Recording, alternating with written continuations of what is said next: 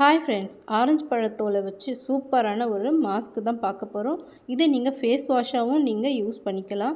First நமக்கு தேவை orange பழத்தோலை வெயிலில் காய வச்சு இப்படி எடுத்துக்கோங்க. அடுத்தது பாதாம் நமக்கு தேவை. அடுத்தது ஓட்ஸ். பாதாம், ஓட்ஸ், ஆரஞ்சு தோல் இது மூணுமே நீங்கள் ஒரு பிளெண்டரில் போட்டு நல்ல பவுடராக ரெடி பண்ணி எடுத்து வச்சுக்கோங்க. இது நீங்கள் 1 மந்த் வரைக்கும் கெடாமல் இருக்கும். நல்ல ஒரு ஏர்டைட் கண்டெய்னரில் நீங்கள் இதை ஸ்டோர் பண்ணி வச்சுக்கலாம். இந்த மாஸ்க்கை நீங்கள் எப்படியெல்லாம் யூஸ் பண்ணுறதுன்னு நான் சொல்கிறேன்.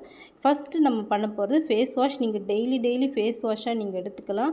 இல்லை மாஸ்க்காக போட போகிறீங்கன்னா ஒரு பவுலில் இந்த பவுடர் எடுத்துக்கோங்க. ஆரஞ்சு பழம் இருந்ததுன்னா அதோட ஜூஸ் ஆட் பண்ணுங்கள். அப்படி இல்லைன்னா நார்மல் வாட்டர் இல்லை ரோஸ் வாட்டர் எது வேணாலும் ஆட் பண்ணிக்கலாம்.